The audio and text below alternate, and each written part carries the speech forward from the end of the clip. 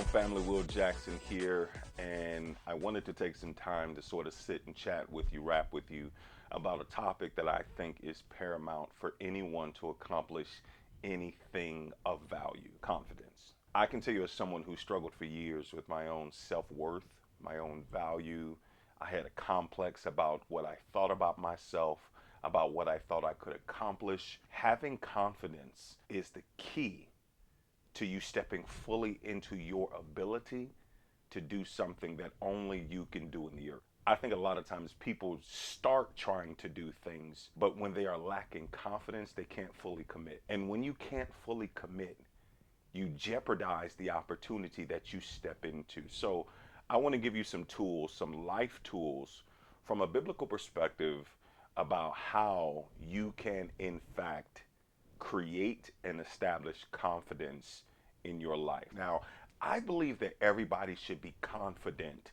in who you are, in whose you are, and what you were created to do. There is a big difference between confidence and cockiness. Confidence is in your self ability. You are confident in what you are able to do. When you are cocky or arrogant, it means you are better than someone else. It means you look down on someone else. It means you have this pride complex that causes you to minimize anybody else and what they are able to offer to the world. So we're going to talk about confidence today. So let's dive in. So the first thing I want to talk about is why you can't build confidence. The first area why most people are unable to build confidence is because of what you say. You're asking, why can't I build confidence? The first thing I want to look at is, what are you saying? Because what you say has the ability to shape what you believe, which then becomes the world and the reality that you adopt. All reality is adopted reality. And we don't get to the place where we are stepping fully into our confidence and fully into what I like to call the God zone, is when we are stepping into what we were created to do, our fullest potential, if we are not saying the right things. What are the things that you are saying that is shaping your ability to be confident in who you are? I'll tell you two things that I said oftentimes in my life, two things that I think a lot of people say. Number one is, I'm not good enough. That's what most people end up saying. I'm not good enough. The first area that we have to be conscious and aware and really put some energy and effort behind is how you view yourself. Because one of the main things that people do is we get into this place where we start talking ourselves out of who God has called us to be. So many people have reached a place of greatness, but they don't start out great. They started out with a commitment. When you are committed, your commitment level goes beyond how you see yourself, and you are disciplined in your ability to continue despite how you feel about it. So many people start off saying, I'm not good enough. And you reinforce the idea that you don't have what it takes. And can I be very honest with you?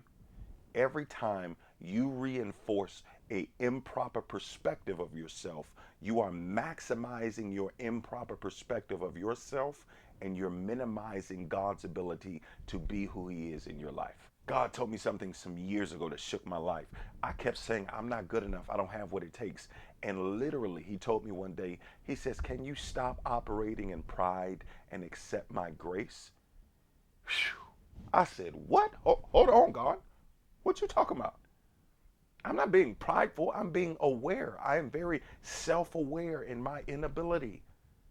And he told me, every time you magnify your inability, you are minimizing my ability to supersede your inability. Every time you maximize your natural state, you are minimizing my supernatural ability to step in and use you regardless of your qualifications, regardless as to who raised you, regardless as to how much money you have. When you get to this place where you're saying, hey, I am open and available, and I'm going to give you my yes, that's when God is able to step in and do something supernatural.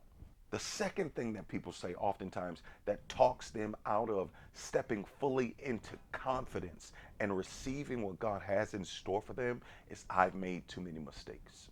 These are two fundamental sayings and perspectives that have limited people for generations. Here's the truth. You may have made mistakes. You may have made a lot of them. But there is grace for you, even in your ability to understand that I've made mistakes, but God is forgiving. And every time I come to Him and I offer Him my life and I offer Him my yes, He has the ability to wipe my mistakes as if it never happens. Do you understand that's what justification is? You are justified, which means when you come and you fully commit your life to God, because that's the key. It's because a lot of us, we come and we say, God, I'm sorry. I'm so sorry. God, please forgive me. Please, please. But we're not really sorry. Because when you are sorry, you not only have a change of heart, but you have a change of posture and position. When I'm sorry, when I am fully in a place where I'm repenting and I'm like, God, I am so sorry. I don't want to do this anymore. And when you get to that place and you're able to say, okay, God, I'm sorry. Forgive me. Please change my heart, change my mind. Give me the desire, give me the drive to step out of this and never come back. When you get to that place, that's when you step into the grace that God has for you. And you can come and He justifies you, which means He wipes it clean and you are stepping into a place just as if it never happened. That's the crazy part about God's grace, His mercy. And what Christ did on the cross is when you come and you say, God, I'm sorry and I'm willing and I'm ready and I'm able, He wipes it just as if it never happened. So what are you saying? Because what you are saying is shaping the world and the reality that you live in.